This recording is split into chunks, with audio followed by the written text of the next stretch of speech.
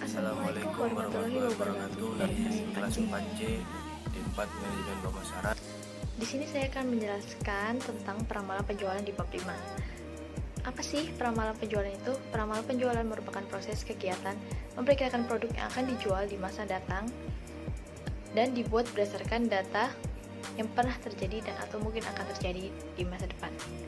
Kebanyakan saat ini itu perusahaan banyak melakukan peramalan dengan historis portofolio pelanggan. Mereka menganggap pelanggan saat ini itu sangat penting terhadap profit, penjualan, atau alasan lain dalam proses peramalan penjualan tersebut. Selanjutnya, di sini saya akan membahas tentang teknik peramalan penjualan. Teknik peramalan penjualan dibagi menjadi 3 kelompok utama. Yang pertama yaitu metode kualitatif. Metode kualitatif dibagi menjadi 2, yaitu survei pelanggan dan estimasi tim penjualan. Survei pelanggan dilakukan dengan cara pengumpulan data pembelian terdahulu, pengalaman pelanggan, dan pendapatan pelanggan.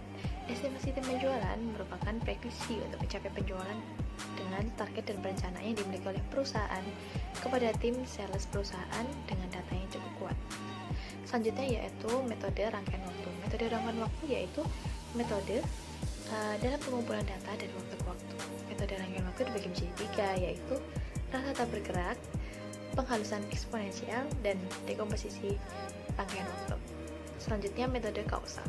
Metode kausal merupakan metode peramalan yang didasarkan kepada hubungan antara variabel yang diperkirakan dengan variabel lain yang mempengaruhi tetapi bukan waktu.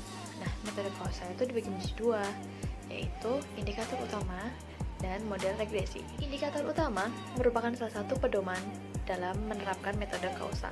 Nah, yang kedua, model regresi. Model regresi metode yang digunakan untuk jangka panjang maupun jangka pendek dan didasarkan kepada persamaan teknik least square yang dianalisis secara statis. Selanjutnya adalah toolkit portofolio dari pelanggan. Fungsinya buat apa sih? Buat membantu menafsirkan nilai di masa depan. Nah, perangkatnya ada 1, analisis SWOT. Analisis SWOT kepanjangan dari strength, weakness, opportunities, dan threat. Nah, selanjutnya ada analisis PST. Analisis PST kepanjangan dari analisis politik, ekonomi, sosial, teknologi, dan environment. Nah, selanjutnya ada analisis kekuatan dan analisis matriks BCG. Nah, selanjutnya ada analisis SWOT dan analisis PST. Analisis SWOT merupakan usaha yang dilakukan berdasarkan logika yang dapat memaksimalkan kekuatan dan peluang dan dalam waktu yang bersamaan dapat meminimalisir ancaman dan kelemahan. Analisis ini bertujuan untuk mengidentifikasi faktor secara sistematis untuk merumuskan strategi perusahaan. Nah, analisis SWOT ini dibagi menjadi 2 analisis. Yang pertama, analisis secara internal, dan yang kedua adalah analisis secara eksternal. Analisis secara internal kita menggunakan analisis strength dan weakness. Kenapa? Karena dengan strength dan weakness kita dapat mencari kekuatan dan kelemahan fungsi-fungsi bisnis penjualan, pemasaran, keuangan, operasional, dan manajemen SDM yang ada di perusahaan. Nah, yang eksternal kita menggunakan opportunities dan threat karena kita dapat menganalisis lingkungan makro dan mikro tempat perusahaan tersebut beroperasi. Lingkungan makro itu seperti pelanggan, pemasok, mitra bisnis, penanam modal, dan penanam saham. Analisis PST sangat berhubungan erat dengan analisis SWOT karena analisis PST sendiri analisis kondisi politik, ekonomi, sosial, teknologi, dan environment yang sangat berdampak terhadap bisnis tersebut. Maka dengan adanya analisis PST, analisis SWOT akan berjalan dengan lancar dan baik. Next, analisis SWOT berorientasi CRM untuk mendapatkan pelanggan yang potensial. Mereka ingin konsumen yang pertama memiliki kekuatan yang relevan untuk mengeksploitasi peluang. Yang kedua, mengatasi kelemahan-kelemahannya dengan bermitra dengan organisasi lain demi mengambil keuntungan dari peluang. Yang ketiga, menanam modal untuk mengeksploitasi peluang.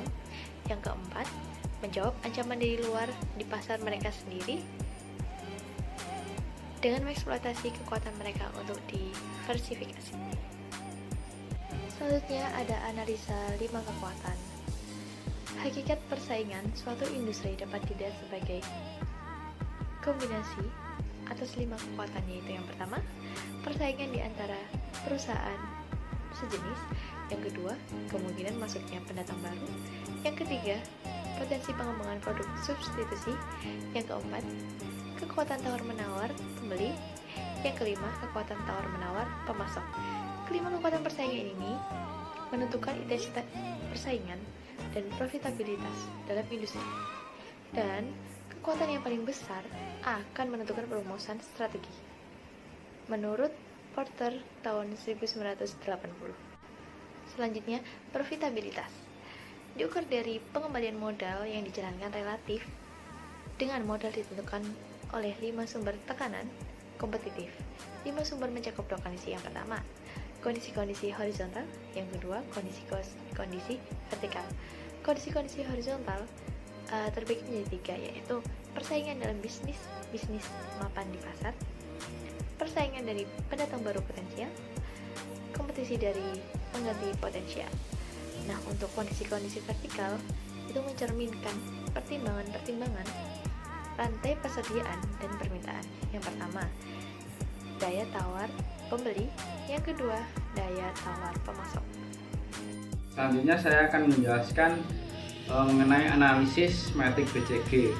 Analisis metrik BCG ini suatu alat analisis bisnis yang membantu perusahaan untuk mengetahui dan mempertimbangkan peluang pertumbuhan dengan perencanaan strategis jangka panjang untuk meninjau portofolio produk perusahaan.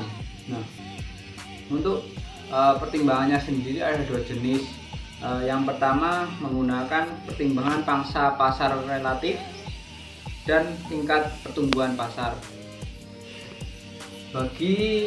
Dari sudut pandang CRM, seorang pelanggan dengan portofolio produk seimbang miliknya sendiri memiliki potensi yang panjang umurnya dan lebih besar untuk pemasokan daripada pelanggan dengan portofolio yang tidak seimbang.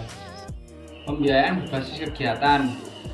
Pembiayaan berbasis kegiatan sendiri mempunyai pengertian pendekatan pembiayaan yang didasarkan oleh kegiatan dan pelaporan keuangan. Pembiayaan berbasis kegiatan sendiri memecah biaya menjadi 2 kelompok. Yang pertama yaitu biaya terkait volume dan biaya terkait pesanan. Biaya terkait volume sendiri berkaitan dengan variabel atau ukuran pesanan, tetapi didasarkan perhitungan per unit untuk pesanan apa saja dan customer siapa saja. Selanjutnya yaitu biaya terkait pesanan. Biaya terkait pesanan yaitu berbagai variabel dan persyaratan proses atau produk masing-masing pelanggan yang mempunyai karakteristik tertentu. Selanjutnya ada manfaat pembiayaan berbasis kegiatan dari segi CRM. Yang pertama yaitu mampu menemukan tingkat keuntungan mutlak dan relatif serta yang dihasilkan oleh masing-masing pelanggan, segmen atau kelompok. Selanjutnya sebagai pembimbing menuju tindakan yang dapat diambil untuk mengendalikan pelanggan kepada profit. Selanjutnya membantu memprioritaskan dan mengarahkan strategi akuisisi dalam pengembangan dan pemeliharaan pelanggan. Yang terakhir yaitu membantu memastikan apakah kostumisasi dan jenis-jenis penciptaan nilai lainnya untuk pelanggan akan terbayar. Yaitu nilai seumur hidup. Nilai seumur hidup adalah suatu tema yang paling penting dalam CRM. LTV dapat mengukur penghasilan profit pelanggan untuk sebuah perusahaan. LTV seorang pelanggan dapat didefinisikan sebagai nilai saat ini dari semua margin bersih yang diperoleh melalui hubungan dengan pelanggan. Ada yang paling penting dari nilai seumur hidup dalam bab peramalan penjualan, yaitu pada prinsipnya perhitungan potensial LTV sangat tidak bertele-tele dalam menggunakan suatu prinsip. Dalam hal ini dibutuhkan beberapa informasi yang akurat. Untuk pelanggan yang sudah ada, kita perlu tahu informasinya sebagai berikut. 1. Seberapa besarkah kemungkinan pelanggan akan membeli produk dan jasa dari perusahaan kita di masa depan? Yang kedua, sebesar apakah margin kotor pada pembelian tersebut dari periode ke periode? Dan yang ketiga yaitu sebesar apakah dalam hal melayani pelanggan.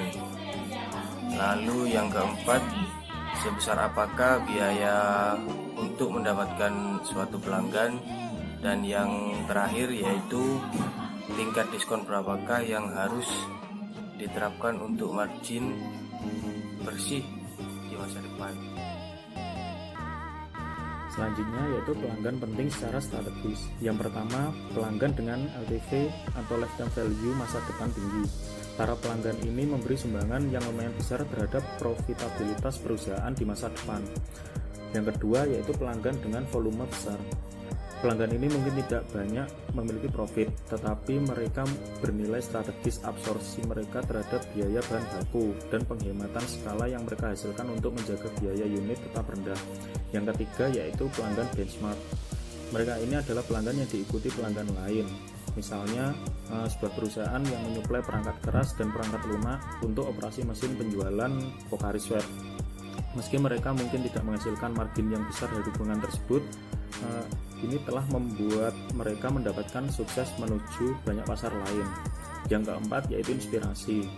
Mereka ini adalah pelanggan yang mendatangkan perkembangan dalam bisnis pemasok. Mereka mungkin mengidentifikasi aplikasi-aplikasi baru untuk sebuah produk, peningkatan produk atau pengurangan biaya. Selanjutnya yaitu pembuka pintu. Mereka adalah para pelanggan yang memungkinkan pemasok untuk mendapat akses ke pasar baru. Mungkin hal ini dilakukan tanpa keuntungan awal, akan tetapi dengan harapan membuktikan aman dan untuk ekspansi lebih jauh. Selanjutnya yaitu strategi portofolio pelanggan. Yang pertama yaitu melindungi hubungan. Hal ini menjadi memasukkan ketika pelanggan penting dan menarik bagi pesaing secara strategis. Yang kedua yaitu pelanggan saat ini tidak menguntungkan tetapi dapat berubah menjadi keuntungan jika biaya diminimalkan dari hubungan tersebut. Hal ini berarti mengurangi tingkat pelayanan, otomatisasi melayani pelanggan melalui jalur-jalur biaya rendah. Yang ketiga yaitu meningkatkan hubungan. Hal ini dilakukan dengan meningkatkan jatah dari pengeluaran pelanggan pada kategori tersebut dan dengan mengidentifikasi peluang-peluang melakukan upsell dan penjualan silang atau cross-sell. Yang keempat, memanen hubungan. Saat pengeluaran pelanggan sudah stabil dan tidak ingin menginvestasikan lebih banyak sumber daya untuk pengembangan pelanggan, mungkin bahwa pelanggan tersebut telah mencapai nilai maksimumnya. Hal ini memungkinkan secara khusus menarik jika pelanggan berada di pasar yang terus menurun, biaya pelayanan tinggi atau kemungkinannya beralih ke pesaing yang tinggi. Yang kelima yaitu mengakhiri hubungan. Ketika pelanggan tidak menunjukkan tanda-tanda memberikan kontribusi yang penting di masa depan, hal ini merupakan opsi terbaik yang bisa dilakukan. Yang keenam yaitu merebut kembali pelanggan. Saat pelanggan tersebut penting, kita mungkin perlu mengembangkan dan menerapkan strategi untuk merebut pelanggan kembali tersebut. Titik mulanya haruslah memahami mengapa mereka membawa bisnisnya. Mulai dari Kendai Di sini kami mengambil studi kasus yang baru-barusan terjadi, yaitu bangun pabrik DRI perusahaan Hyundai sasar pasar mobil domestik. Kenapa memang Pada studi kasus kali ini sangat cocok oleh materi kami, yaitu peramalan penjualan, sebab pihak Hyundai sangat optimis di mana pembangunan pabrik ini menjadi bagian dari optimisme Hyundai Motor, sebab mereka meramalkan penjualan akan naik dengan faktor-faktor Indonesia mulai membangun fasilitas-fasilitas seperti tol dan memperbaiki fasilitas jalan lain yang membuat masyarakat untuk percaya menggunakan mobil pribadi, serta mereka percaya bahwa perkembangan market mobil di Indonesia masih sangat menjanjikan dengan penjualan mencapai 1 juta unit serta pertumbuhan 6% per tahun di pasar domestik. Jadi mereka berusaha membuat atau membangun pabrik-pabrik di Indonesia agar nantinya dipercaya bahwa pabrik-pabrik mobil di domestik ini bisa melebarkan sayapnya dan menjual sebanyak mungkin unit yang bisa mereka produksi. Produksi mobil biasa dan plus electric vehicle. Oleh karena itu, yang tadi saya sebutkan, pasti memang dibuat oleh Hyundai yang electric vehicle, berarti memang perlu bateri, dan itu baterinya mungkin kalau langsung bisa diambil dari Indonesia sendiri lebih enak. Memang ceritanya seperti bertahap ya. Baik, sebelum ada pandemi COVID-19 ini kan Hyundai juga sudah memberikan banyak sekali optimisme dan ekspektasi positif ke Indonesia terkait dengan iklim investasi. Masihkah confidence tadi bisa terjaga kalau kita berbicara mengenai situasi bisnis di tengah pandemi COVID-19? Jelas ya, walaupun situasi pandemi ini sebenarnya ini memang tidak ada hambatan untuk investasi dari Hyundai Motor. Karena di Indonesia pasar yang terbesar, tahun lalu juga ada yang terjual sampai 1 juta unit di Indonesia. Dan perkembangan market size-nya tiap tahun 6% memang naik. Berarti Hyundai Motor sampai sekarang belum ada operasi serius di Indonesia menjual mobil lewat distributor saja. Oleh karena itu Hyundai memang membangun pabrik pasti memang lebih lama dan lebih serius, bisa memang memberikan mobil-mobil yang terbaik kepada konsumen Indonesia. Nanti akhirnya Hyundai Indonesia bisa memang mendapat market share-nya. Sekarang memang kondisi di Indonesia, perusahaan Jepang mereka menguasai sekitar 95%. Jadi ini memang benar-benar ada yang market potential ya, dan Hyundai memang serius memang berubah distribution channel dan after service-nya, berarti pasti memang Hyundai bisa memang mengambil hati dari consumer orang Indonesia. Dan lagi pandemik ini perusahaan mobil memang lagi sulit, tapi Hyundai baru memang tahap persiapan. Jadi memang dalam langkah ini Hyundai memang lebih mempelajari mengenai pasar Indonesia dan mempersiapkan dengan baik. Berarti akhir tahun ini udah mungkin pandemi ini memang bisa lebih baik, dan Hyundai juga udah cukup mempelajari kondisinya, dan juga bisa kami memang bisa melakukan kegiatan lebih baik daripada dulu.